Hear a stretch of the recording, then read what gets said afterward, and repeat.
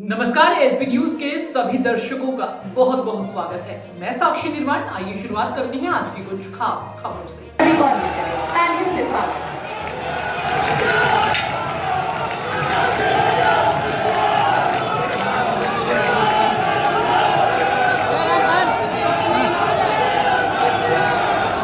मंच पर आसीन हमारे साथ हमारे प्रदेश के यशस्वी, तपस्वी, प्रगति के स्मारक और जन जन में के हृदय में जिन्होंने अपना एक अमिट स्थान पाया है, ऐसे ही हमारे यशस्वी मुख्यमंत्री परम आदरणीय योगी आदित्यनाथ जी, मंच पर आसीन हमारे क्षेत्र के पर्यटन एवं संस्कृति मंत्री आदरणीय जयवीर सिंह जी, आदरणीय अनूप प्रधान वाल्मीकि जी, राज्यसभा में मेरे सहभागी हमारे राज्यसभा के सांसद आदरणीय हरनाथ सिंह यादव जी, आदरणीय राम नरेश अग्निहोत्री जी, डॉक्टर मानवेंद्र प्रताप सिंह जी, श्रीमती अर्चना भदौरिया जी, प्रदीप सिंह चौहान साहब, श्रीमती संगीता गुप्ता जी, मैनपुरी के पूर्व विधायक श्री अशोक सिंह चौहान साहब, श्री आलोक गुप्ता जी, मंच पर आसीन श्री तुलसी सिलावट जी, डॉक्टर प्रभुराम चौधरी जी, गोविंद सिंह राजपूत जी, महेंद्र सिंह सिसोदिया जी, अरविंद भदौरिया जी, राजवर्धन सिंह जी लत्तीगांव साहेब, प्रदुम सिंह तोमर जी, ब्रिजेंद्र सिंह यादव जी, ओपीएस भदौरिया जी, सुरेश धाकड़ जी, मेरी मामी माया सिंह जी, कैबिनेट दर्जा प्राप्त इमरती देवी जी, गिरिराज दंडोतिया जी, हमारे विधायक कमलेश जाटव जी, जजपाल सिंह जज्जी जी और इस कार्यक्रम में उपस्थित मैनपुरी और आसपास के जिलों से और मध्य प्रदेश से उपस्थित समस्त जनता जनार्दन को मेरा झुक के प्रणाम।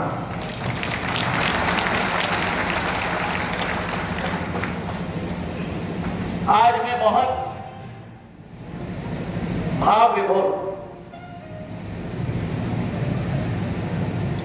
जहां एक तरफ एक भावुकता का वातावरण है, वहीं आज के दिवस पर एक गौरव भी महसूस कर रहा हूं।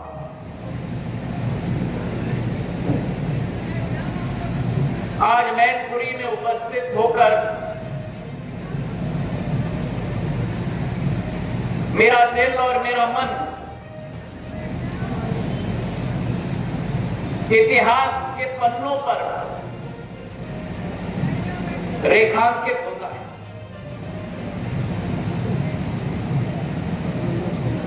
यह मैनपुरी उत्तर प्रदेश में तो स्थापित, लेकिन मेरे भाई और बहनों, मैं आपको बता दूं कि इस मैनपुरी के साथ मेरा कोई 10 साल 20 साल पुराना संबंध नहीं। इस मैनपुरी के साथ सिंधिया परिवार का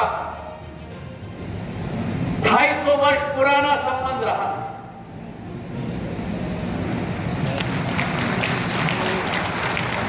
एक समय रहा है इतिहास के कालखंड में जब इस भारत माता की धरती पर विदेशी ताकतें अपनी पैर पर आश्रित थी और उस जमाने में जब रोहिंग्या अफगानों ने इस क्षेत्र पर अत्याचार करने की मुहिम के साथ निकले थे, मेरे पूर्वज दत्ताजी महाराज सिंधिया ने और उनके बाद महाजी महाराज ने इस पूरे क्षेत्र में भारत माता की एकता और अखंडता बनाए रखने के लिए उन रोहिंग्या अफगानों को उखाड़ के फेंकने का कार्य किया था। ये 1770 की बात मैं कर रहा हूं, जब केवल इस मैनपुरी इलाके से नहीं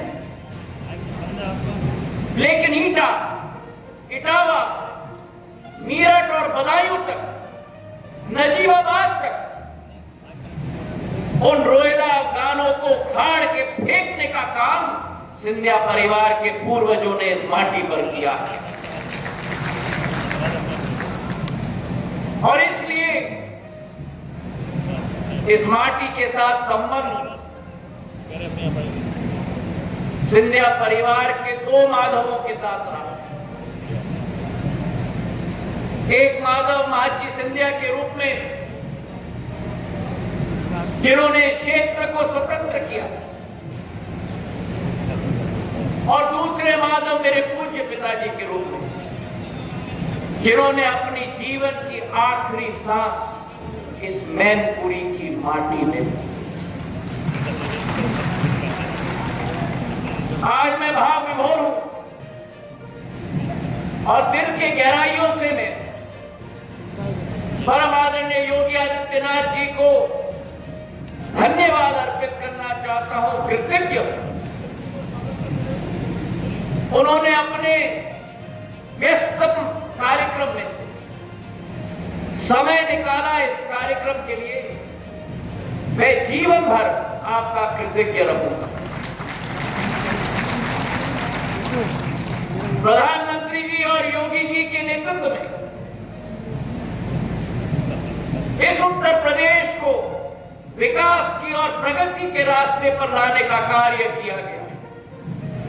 आज उत्तर प्रदेश भारत का वो चमकता हुआ सितारा है जो विश्व पटल पर अपनी पैठ और अपनी आवाज और अपना स्थान योगी आदित्यनाथ जी के नेतृत्व में वो स्थान पर पूर्ण रूप से आज स्थापित हो चुका है। मेरे भाई और बहनों, मेरे पूर्व वक्ता जयवीर सिंह जी ने बताया, चाहे प्रगति की हम बात करें, विकास की हम बात करें, औद्योगिकरण की हम बात करें, जो गुंडा राज और माफिया राज था उसकी समाप्ति अगर हुई है उत्तर प्रदेश में तो योगी आदित्यनाथ जी के नेतृत्व में हुई है।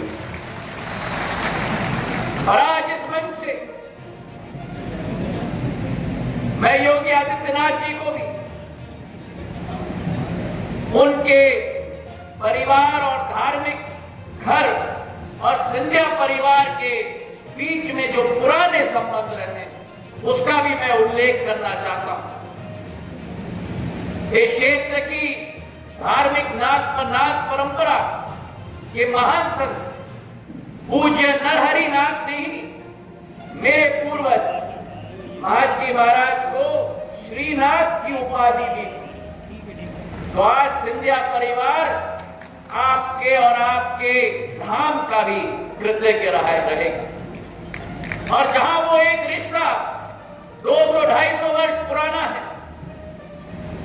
नाथ घराना और नाथ धाम और सिंधिया परिवार के बीच में, वहीं सन 1980 और 84 के बीच में हमारे गोरखपुर की आन बान और शान महंत श्री दिग्विजय सिंह जी नाथ ने मेरी आजी अम्मा स्वर्गीय राजमाता विजय राजे सिंधिया जी के साथ मिलकर श्री राम जन्मभूमि की ब्यूगल साथ में मिलकर बजाई थी।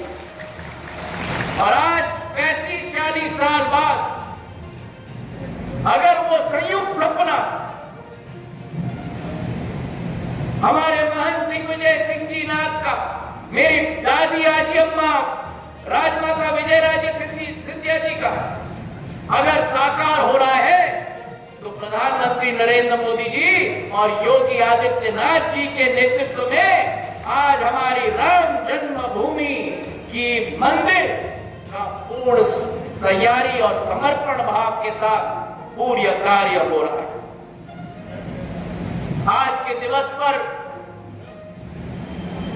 मैं वो दिवस भी याद रखता हूं। आज जयवीर सिंह जी ने अपने भाषण में कहा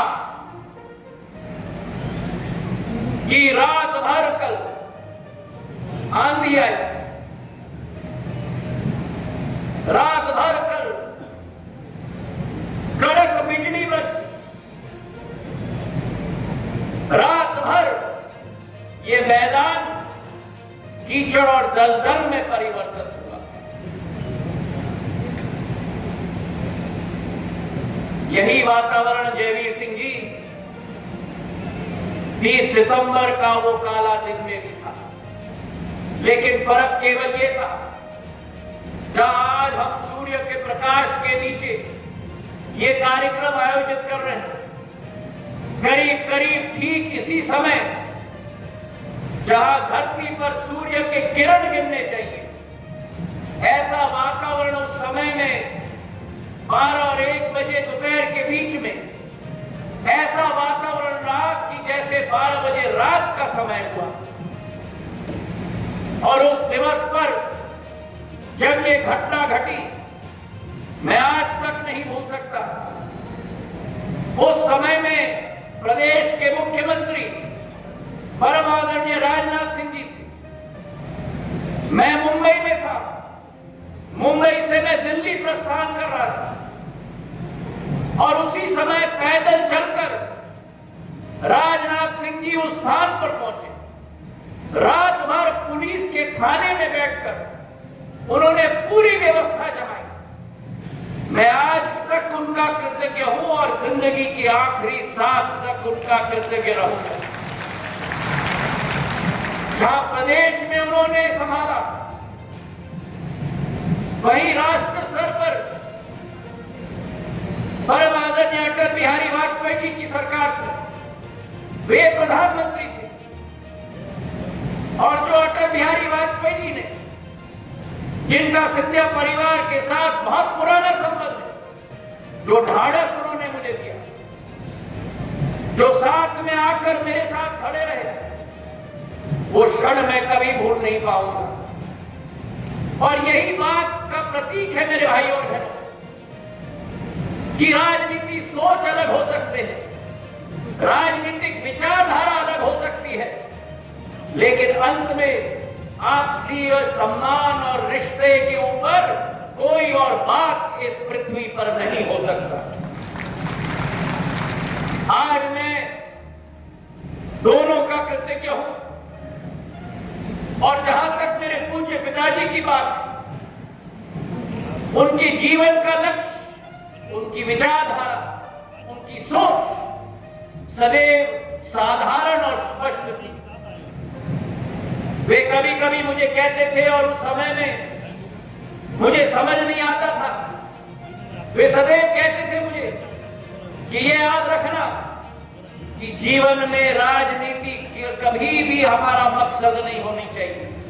राजनीति हमारा मकसद नहीं होना चाहिए। जन सेवा हमारा लक्ष्य होना चाहिए और राजनीति केवल एक माध्यम होनी चाहिए उस लक्ष्य की पूर्ति करने के लिए, उससे ज्यादा नहीं। और आज जब उन्हें मैं याद रखता हूं, उनके 4 असूल, उनके 4 सिद्धांत मैं याद रखता हूं।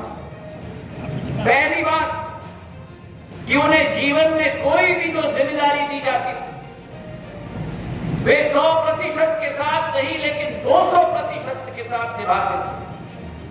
जब रेल मंत्री थे तब रेल विभाग का ऑन टाइम परफॉर्मेंस, रेल विभाग का कंप्यूटरीकरण, आज जो टिकट्स हमें मिलते हैं वो कंप्यूटराइजेशन का सिस्टम की शुरुआत उन्होंने की, शताब्दी ट्रेन की शुरुआत उन्होंने की, और जो मैनपुरी और आसपास के क्षेत्र के साथ हृदय का संबंध, गुना इटावा रेलवे लाइन, जो कई लोग कहते थे नामुमकिन है, उनके कार्यकाल में उन्होंने असंभव को संभव कराया मेरे भाइयों और बहनों। और ये गुना इटावा रेलवे लाइन दोनों दिलों को जोड़ता है।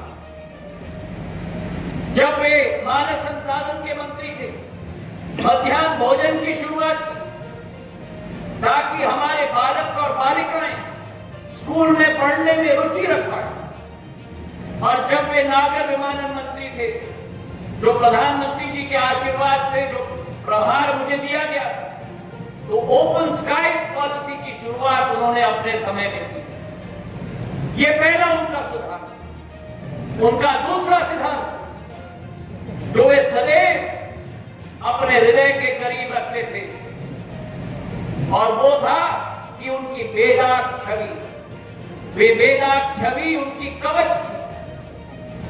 और जब उस समय के प्रधानमंत्री ने उन पर षड्यंत्र रचा, उन्होंने अपने पद से इस्तीफा देकर जनता की अदालत में कूदे और जनता का अपार स्नेह और आशीर्वाद प्राप्त किया।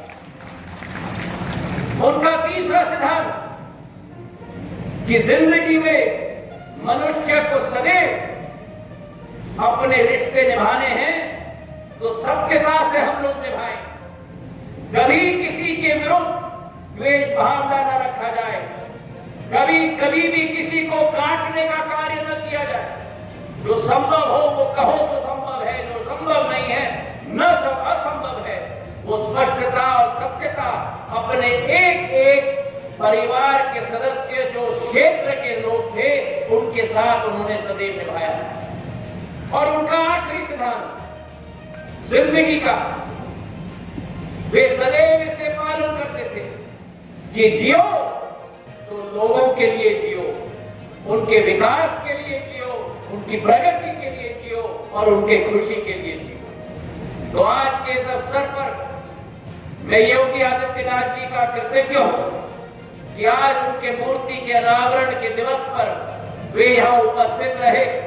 इस मूर्ति के शिल्पकार जयपुर से आए हुए अरविंद मिश्रा जी का कृतज्ञ हूं कि उन्होंने इतना सुंदर मूर्ति उनका बनवाया।